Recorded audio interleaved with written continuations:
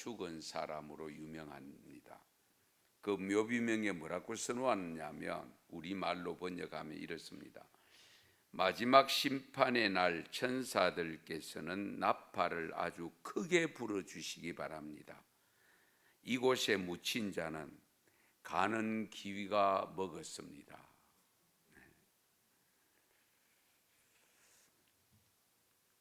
여러분들은 여러분들의 묘비에 어떤 글이 새겨지기를 원하시는지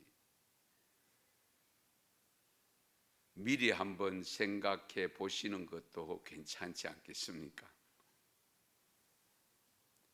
왜냐하면 사람은 누구나 세상을 떠나기 전에 남기고 싶은 말을 남기는 경우가 많습니다. 그러나 졸지에 갑자기 세상을 떠나는 경우는 말 한마디 남기지 못하고 가는 경우들도 있습니다. 전도자 무디 선생은 죽음 직전에 환희의 미소로 이렇게 말했답니다. 땅이 물러나고 천국이 열리는구나. 오, 주님이 나를 부르시는도다. 요한 웨슬레 많이 들어보셨죠? 영국의 요한 웨슬레는 죽음 직전에 이렇게 말하면서 즐거워했다고 하는데요. 무엇보다 기쁜 것은 하나님이 우리와 함께 하심이니라. 무엇보다 기쁜 것은 하나님이 우리와 함께 하심이다 라고 했습니다. 칼빈 선생은 죽음 직전에 주위 사람들에게 권면을 했다고 합니다. 사람은 다만 하나님께 영광 돌리는 것을 목표로 살아야 해. 사람은 다만 하나님께 영광 돌리는 것을 목표로 살아야 된다 하는 것으로 일러 주었다는 거죠. 그래서 이 칼빈 선생이 죽을 때 장례를 치르지 말고 무덤에는 어떤 표시도 하지 말라고 했대요. 그래서 그 유언을 받들어서 제네바 공동모지에 있는 깔뱅이의 우리 칼빈의 무덤에는 아무런 장식을 하지 않고 있다가 이제 후세대들이 그의 무덤이 묻혀질 것 같은, 잊어버릴 것 같은 그런 느낌이 있어서 제이시라는 글자가 새겨진 작은 돌을 하나 세워놓은 것이 전부라고 합니다. 아마 지저스 크라이스트. 독일 신학자 보네프는 나치주의자들에게 1945년 4월 8일 날 교수형을 당할 때에 죽음 직전에 오늘은 나의 삶이 새롭게 시작되는 날이니 참으로 기쁜 날이다. 이 죽으면서 하는 말입니다. 교수형을 당하면서 오늘은 나의 삶이 새롭게 시작되는 날이니 참으로 기쁜 날이다. 그래서 그 교수형을 당하는 것을 기쁨으로 받아들였다는 겁니다.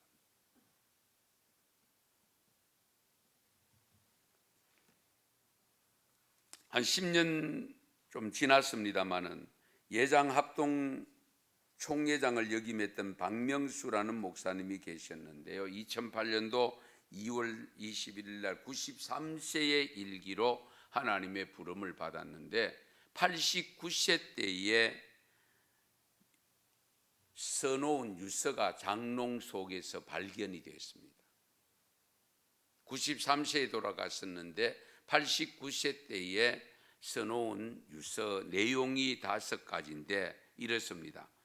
첫 번째가 깔뱅주의 이 인상인 오직 성경, 오직 믿음, 오직 은혜, 오직 하나님께만 영광으로 살기를 바란다. 두 번째, 형제간에 우애하며 세상에 빛이 되어 살기를 원한다. 셋째, 자자손손 바른 신앙으로 살아 구원의 복을 받기 바란다. 네 번째, 나의 유산은 하나님의 것이니 하나님께 봉헌하였으니 중심으로 박수하기를 바란다. 다섯 번째, 항상 기뻐하고 범사에 감사하며 쉬지 말고 기도하며 집집마다 찬송하기를 바란다. 이 유언이었습니다.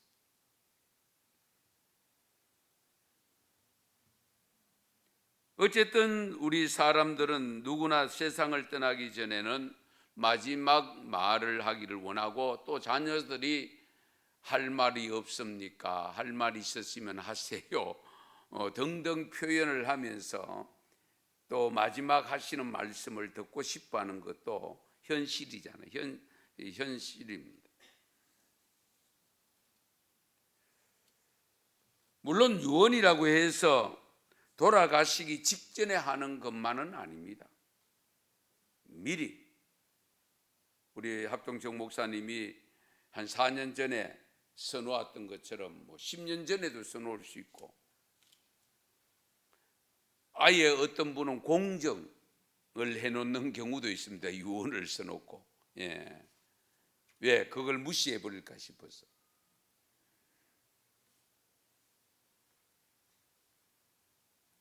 우리 한경기 목사님도 유명하신데, 한경기 목사님은 유언은, 특별한 유언은 없었다고 하는데요, 남한산성에 계실 때에 몸져 아파 누워 계신다는 소식을 듣고 교계 우리 교단 원로 되는 목사님들이 몇 분이 찾아가셨대요. 찾아가셔서 모처럼 이렇게 우리 교회 원로들이 만났는데, 목사님 좋은 말씀 좀 해 주십시오 라고 한경지 목사님에게 부탁을 했을 때에, 한경지 목사님이 그 중진 목사님들, 교계 원로 목사님들인데도 불구하고 이런 말씀을 하셨대요. 목사님들 부디 예수 잘 믿으세요. 부디 예수 잘 믿으세요.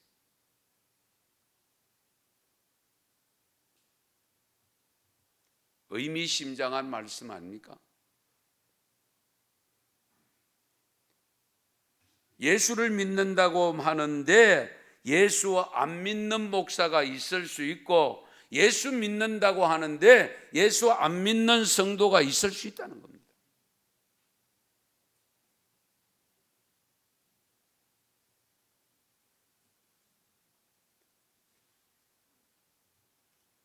우리 예수님은 제자들과 우리에게 무슨 유언을 남겼습니까? 마지막 십자가상의 7마디 가상 7언도 있지만은 복음서 전체 내용이 사실은 유언과 같은 말씀이잖아요. 복음서 전체 내용.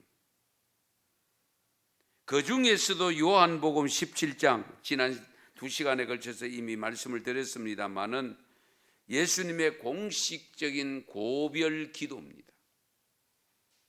유언과 같은 기도이기도 합니다. 앞에 두 번에 걸쳐서 말씀드린 내용은 영광에 대한 말씀이었다면, 오늘 본문 말씀은 하나 되기를 기도하는 내용입니다. 하나 되기를. 11절 말씀 보시면, 나는 세상에 더 있지 아니하오나 그들은 세상에 이사오고, 여기 그들은 제자들이죠. 제자들은 세상에 이사오고, 나는 아버지께로 가옵나니 거룩하신 아버지여 내게 주신 아버지의 이름으로 그들을 보전하사 우리와 같이 그들도 하나가 되게 하옵소서. 여기에 우선 하나님을 부를 때에 호칭이 거룩하신 아버지여라고 불렀습니다. 거룩하신 아버지. 다음으로 고백하고 있는 것이 제자들을 보존해 달라는 내용인데요, 내게 주신 아버지의 이름으로 그들을 보존하사. 그러면서 12절 말씀에 보면, 내가 그들과 함께 있을 때에 내게 주신 아버지의 이름으로 그들을 보존하고 지켰나이다. 그 중에 하나도 멸망하지 않고, 그 다음에 다만, 이 내용이 중요한데, 다만 멸망의 자식뿐이 오니 이는 성경을 응하게 함이니이다. 하나도 멸망하지 않고 라고 했는데, 다만 멸망의 자식뿐이 오니 이는 성경을 응하게 함이니이다. 우리 예수님이 세상에 계실 때는 하나님의 이름으로 예수님이 그들을 지켜주었지만은, 이제 예수님은 곧 세상을 떠나기 때문에 예수님이 돌보았던 그 제자들을 하나님께서 돌봐달라는 부탁의 말씀입니다. 그런데 돌봐달라고 하면서 강조한 내용이 이들이 하나 되게 해달라는 내용입니다.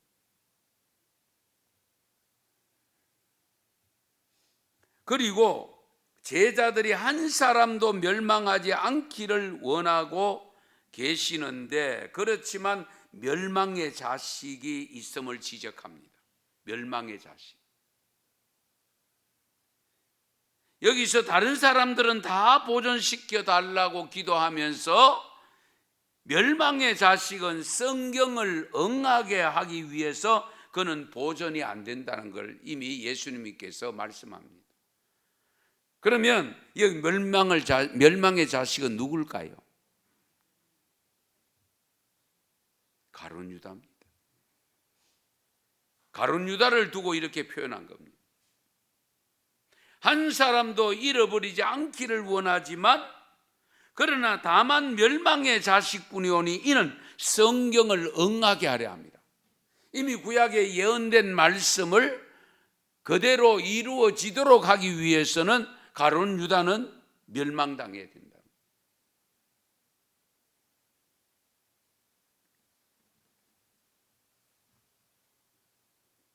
하나님이 제자들을, 그리고 우리들을 지켜주시되, 세상에서 보이는 리더인 예수님이 계실 때에 제자들은 하나가 되었지만은, 예수님이 돌아가시고 세상을 떠나 승천하시고 나면 이 제자들이 뿔뿔이 흩어질 수도 있음을 이미 십자가 앞에서 보여줬잖아요. 그러니 예수님이지만은 걱정이 다소 되겠죠. 그렇게 호언장담했던 베드로도 3번이나 부정하고, 십자가에 달려 고통받을 때는 제자들 뿔뿔이 다 흩어지고 없고 여인들만 몇 사람, 세 사람 이렇게 눈물 흘리고 있는 그 모습을 우리가 성경을 통해서 알고 있잖아요. 그러면서 어쨌든 이 제자들이 예수님이 있을 때는 일사불란하게 하나가 되어 있는데, 어쨌든 내가 떠나고 난 다음에 흩어지지 아니하고 하나로 지켜달라고 하나님께 기도합니다. 그래서 말씀하시기를 우리와 같이 저희도 하나 되게 하옵소서. 이 말씀도 대단히 중요하죠. 우리와 같이 저희도 하나 되게 하옵소서. 여기 우리는 누굴까요? 성부 하나님, 성자 하나님, 성령 하나님을 말합니다. 그래서 우리라고 했습니다. 우리가 하나. 그래서 우리가 믿는 하나님은 삼위일체이신 하나님이잖아요. 위격은 다르지만은 한 분이시다. 할렐루야. 우리가 그 하나님을 믿잖아요. 그래서 예수님도 그걸 강조, 우리와 같이 저희도 하나 되게 하옵소서. 아버지와 아들이 같고 성령님이 같은 우리와 같이 저들도 12사람, 11사람이 똑같지 않지만은 하나 되게 해달라.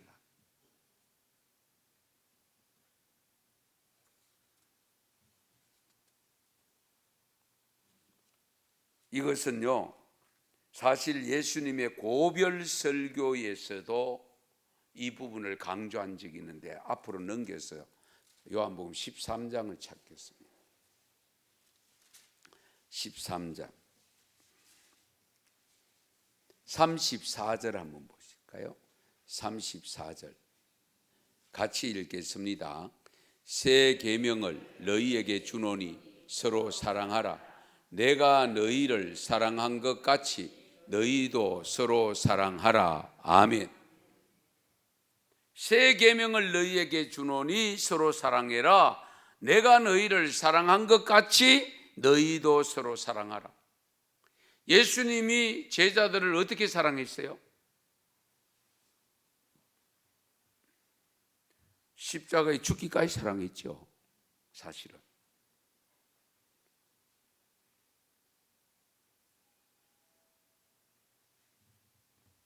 그래서 서로 사랑하라는 것은 뭡니까? 하나 되라는 거잖아요. 하나 되기 위해서는 사랑이 없이는 될 수가 없습니다. 반드시 거기에 사랑이 전제되어야 됩니다. 사랑하지 않고는 하나가 안 됩니다. 예.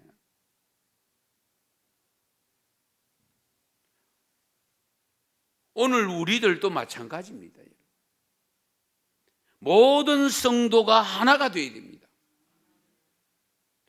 직분에 상관없이, 나이에 상관없이 남녀노소를 불문하고 빈부귀천을 막론하고 그리스도 안에서, 하나님 안에서, 말씀 안에서 서로 사랑함으로 하나 되어야 됩니다.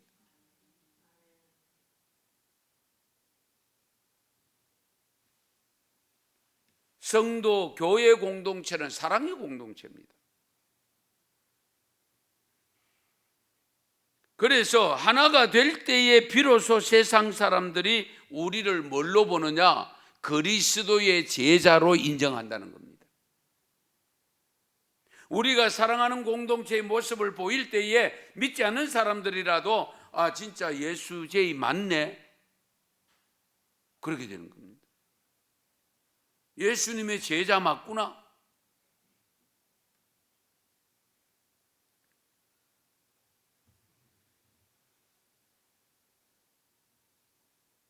주님이 제일 우려하는 것은 지금까지 주님으로 인해서 하나 되어 있는 것이 주님이 세상을 떠남으로 말미암아 하나 되지 못하고 나누어질까 염려가 된다는 것을 여기 그대로 표현하고 있잖아요.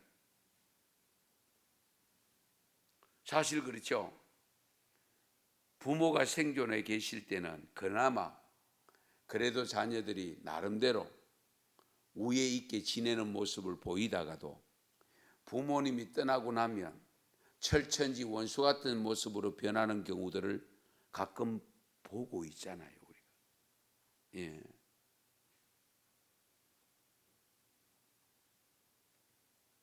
그래서 부모님들도 떠날 때에 자녀들이 다 모였으면 대부분 일러주신 말씀이 우애 있게 살아라. 뭐 명절 때나 모일 때도 막 필수적인 부탁이 우애 있게 살아라.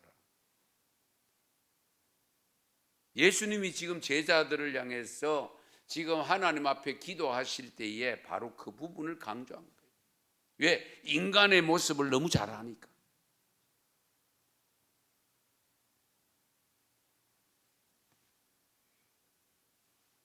사실 예수님이 제일 우려한 것은 바로 하나됨에서 벗어날까 한 것이 제일 우려가 된 거죠. 뿔뿔이 흩어져서 염려가 되고, 뿔뿔이 흩어지면은 하나가 돼도 복음을 전하기가 쉽지 않은데 뿔뿔이 흩어져 보면은 복음 못 전하는 거예요. 그래서 예수님은 하나 되어야 함을 계속 강조하고 있는데요. 오늘 본문에 읽지는 않았는데 다시금 뒤에 넘어가서 우리 21절에서 23절을 좀 같이 읽겠습니다. 21절에서 23절 같이 읽겠습니다. 아버지여, 아버지께서 내 안에, 내가 아버지 안에 있는 것 같이 그들도 다 하나가 되어 우리 안에 있게 하사 세상으로 아버지께서 나를 보내신 것을 믿게 하옵소서. 내게 주신 영광을 내가 그들에게 주었사오니 이는 우리가 하나가 된 것 같이 그들도 하나가 되게 하려 함이니이다. 곧 내가 그들 안에 있고 아버지께서 내 안에 계시어 그들로 온전함을 이루어 하나가 되게 하려 함은 아버지께서 나를 보내신 것과 또 나를 사랑하심 같이 그들도 사랑하신 것을 세상으로 알게 하려 함이로소이다. 아멘. 예수님이 왜 이렇게 하나 되기를 강조했느냐? 하나님이 예수님을 세상에 보내시고 사랑했는 그것을 이 제자들을 통해서 많은 사람들에게, 세상 사람들에게 그것이 인식되도록 하시기 위함입니다. 그러니까 세상 사람들에게 진정한 예수님은 하나님이 보내신 분이고 그 예수님을 통해서 제자들이 불러졌고 이 제자들을 통해서 예수님의 사역이 세상 사람들로부터 인정받도록 하기 위함이라는 겁니다.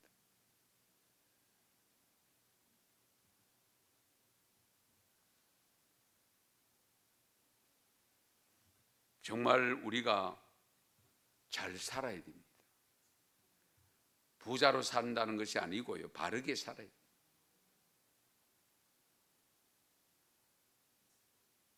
예수님이 왜 이토록 제자들이 하나된 모습으로 살게 되기를 원하는가? 물론 우리 하나된 모습을 유지하는 것이 사람들이 보기에 좋고 그것을 통해서 사랑함을 나타내기 때문에 좋은 것은 분명하지만 예수님이 그렇게 원하는 이유는 분명하게 21절에서 23절 방금 읽은 말씀에서 밝히고 있는 21절에 보면 세상으로, 여기 세상으로 해놨습니다. 세상 사람들 말합니다. 불신자들을 말합니다. 세상으로 아버지께서 나를 보내신, 예수님을 보내신 것을 믿게 하기 위해서. 예. 그리고 23절에서 보면은 그들로 온전함을 이루어 하나 되게 하려 함은 아버지께서 나를 보내신 것과 또 나를 사랑하신 같이 그들도, 제자들도 사랑하신 것을 세상으로 알게 하려 함이로다. 하나님의 사랑받으면 저렇게 되는구나. 하나님의 사랑받은 사람은 저렇게 서로 사랑하는구나. 저들도 하나님의 사랑을 받은 사람이네 라는 것을 인정받도록 하기 위함이라는 겁니다.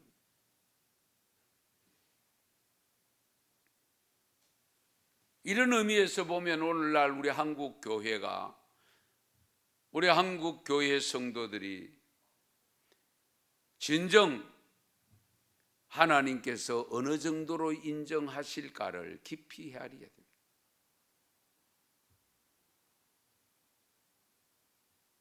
이 방금 읽었던 우리 21절과 23절 이 두 구절의 말씀을 보면 제자들이 사랑으로 하나 된 모습을 보이면 세상 사람들이 예수님을 생각할 때에 하나님께서 보내신 줄을 믿고 하나님께서 예수님을 사랑하고 그리고 제자들을 사랑하신 것을 알게 된다는 거예요. 인정하게 된다는 거예요.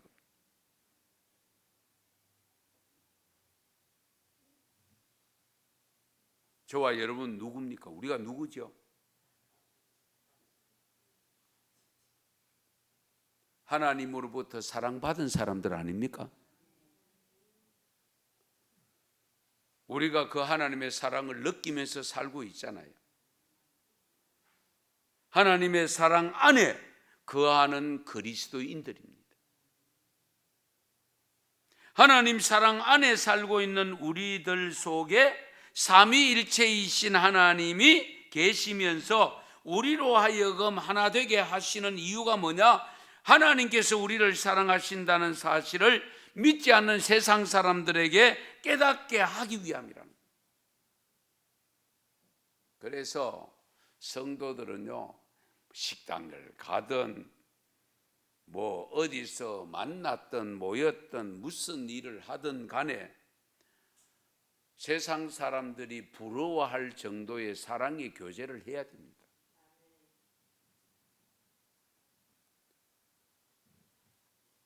세상 사람들이 있는데 흉이나 보고 허물을 헐뜯고 그러면 그 사람들이 전도를 받겠어요?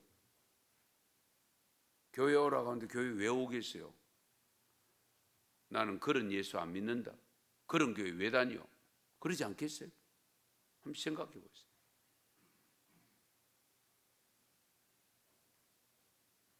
사실 우리가 세상에서 불신자들과 같은 삶을 살고 있잖아요. 태어나서 음식 먹는 거 다른 거 없습니다. 입은 옷 다른 거 구별된 옷이 없습니다. 살아가는 집 구별된 게 없습니다.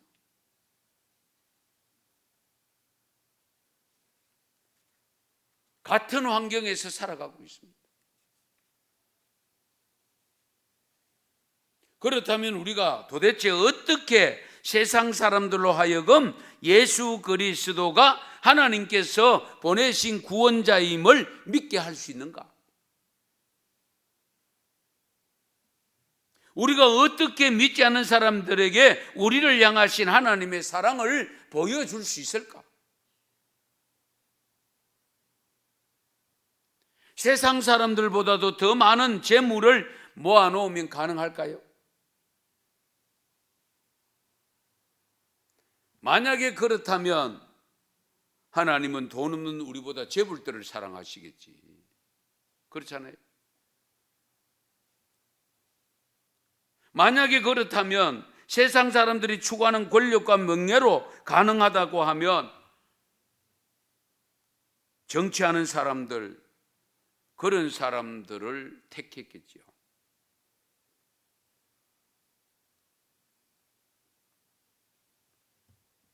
만약에 강철 같은 육체의 건강으로 그 일을 할 수 있다고 하면 우리보다 더 건강한 체력 좋은 운동선수들 선택하고 올림픽 선수들 선택하고 그러지, 비실비실한 우리 같은 사람 왜 선택하겠어요?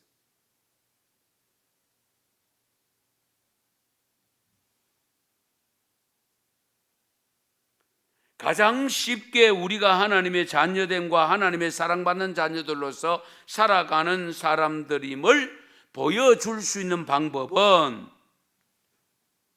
직업이 다르고 생활 수준이 다르고 지식 수준이, 삶의 방법, 직업의 종류, 집안, 성품, 삶의 목표 각기 다르지만은 연합하여 하나된 모습으로 살아가는 그것입니다.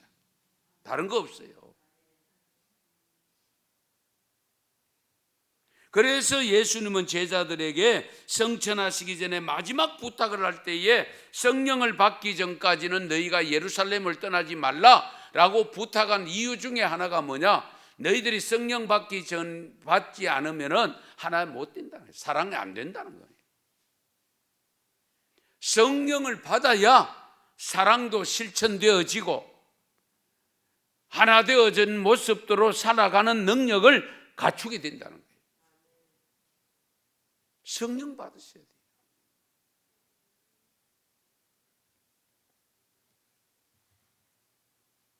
우리가 잘 아시는 대로 성령 받으면 하나 되가잖아요. 그렇죠?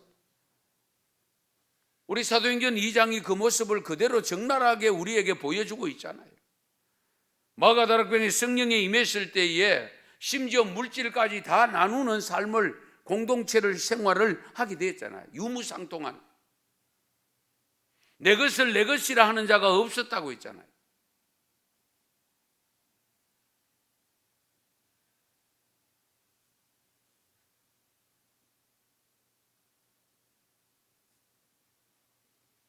기독교인들이 세상 사람들로 하여금 지탄을 받거나 욕을 얻어먹는 이유 중에 하나가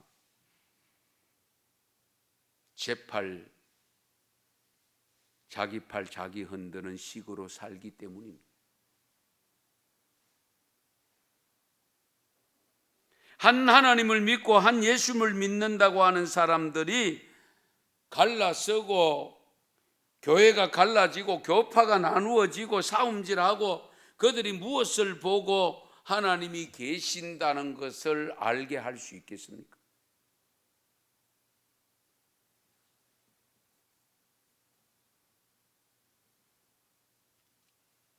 오늘도 우리 성시에 사는 수요 기도에 제가 참석을 하고 다 마치고 난 다음에 목사님 장로님들 몇 분하고 같이 조식을 하고 있는데, 지난 부활절 연합 예배를 순복음교회에서 드리는데 어떤 목사님이 한 분이 거기 참석한 장로님 목사님 장로님들 그날 그 교회에 들어가는 입구에 붙어 있던 현수막 보셨습니까? 그걸 묻더라고요.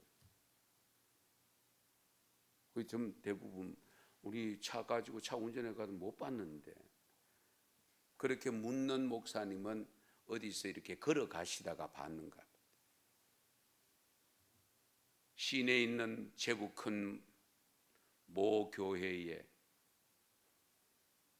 건축 문제를 들고 왈가왈부하는 싸움이 일어나고 있는 현장 속에 담임 목사를 향하여 이상한 글이 적혀 있는 현수막을 거기 붙여놓았더랍니다.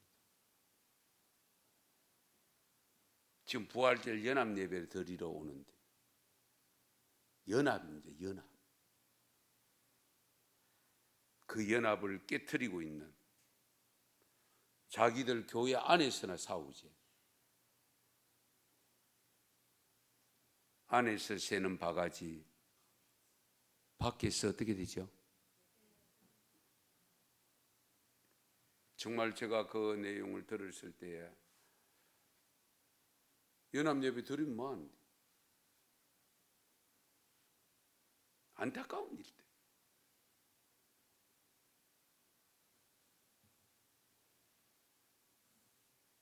우리 하나님께서 어떻게 하실까요?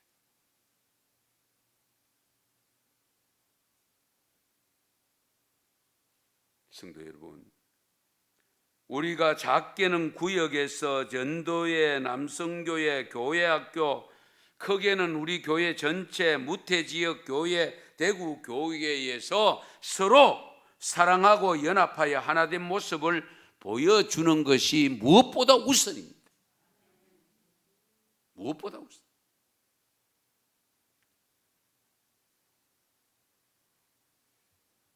지금도 사탄은 우리를 갈라놓으려고 합니다. 그래서 우리는 성령을 받아 하나 되는데 최선을 다해야 됩니다. 예.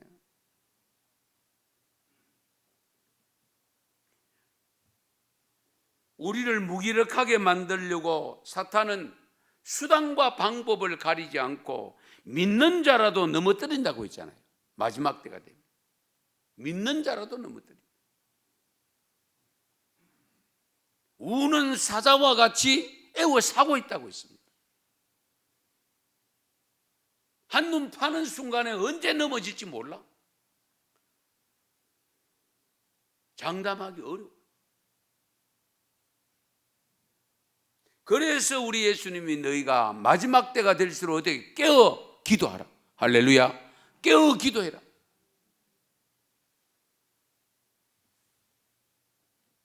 사실 우리 초대교회 때 로마로부터 박해를 받았을 때에 오히려 복음이 왕성하게 되었습니다. 순수했습니다. 그러나 로마로부터 기독교가 공인받고 난 다음부터 교회가 타락하기 시작했습니다. 잘 들으세요. 우리 한국 교회가 언제 가장 힘이 있었느냐? 일제시대 때 박해받을 때잖아요. 그래서 하나님이 복을 주셔서 그 복을 받아 누리면서 산다고 하는 오늘날 우리들의 신앙 상태가 힘이 있습니까? 타 종교에 비해서 신자율은 어떤 종교보다도 많은 것으로 되어 있으나 무기력하게 모습 아닙니까?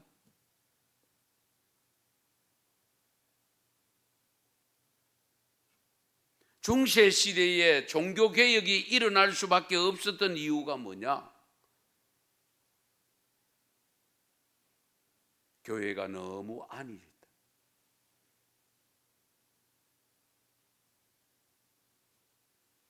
그래서 신앙에는요, 적당한 핍박이 필요합니다.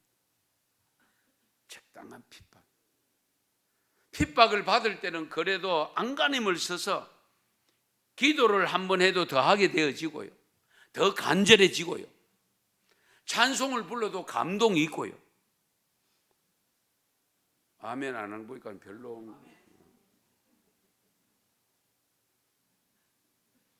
그런데 나름대로 하나님 앞에 정말 잘해서 하나님이 복을 주셔가지고 형통의 복도 받고 뭐 사업의 복도 받고 가족들의 복도 받아가지고 살 만큼 되면 나도 모르는 사이에 우리 스스로가 느긋해지는, 느슨해지는 그런 경우를 얼마든지 경험할 수 있지 않습니까?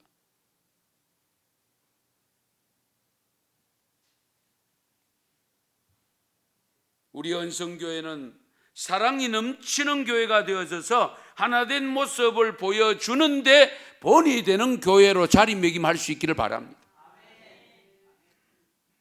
더 이상 교인들이 왔다가 가는 사람 없어야 돼요.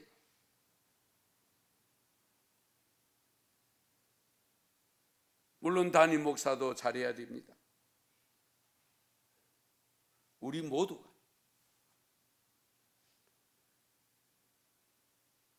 정말 사랑을 안고 사랑으로 다가가야 됩니다. 나를 낮추고 나를 내려놓고, 제가 늘 강조하지만 자존심 다 내려놔야 돼요. 예수 믿으면서 뭔 자존심이 뭐 있어요? 예수님이 자존심 살렸으면 그 십자가에 달리 돌아가시겠어요? 그림의 십자가는 예수님이 앞을 가려놨지만은 십자가 못 박힐 때 그 누가 앞을 가려놨다 합니까? 온갖 수치를 다 당했는데.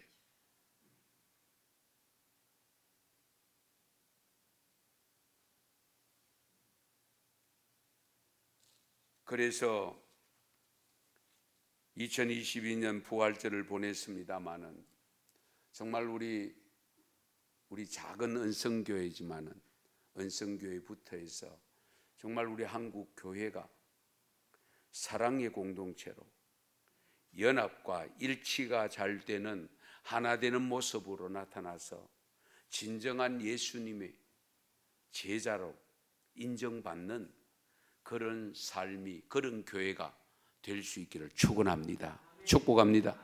기도드리겠습니다.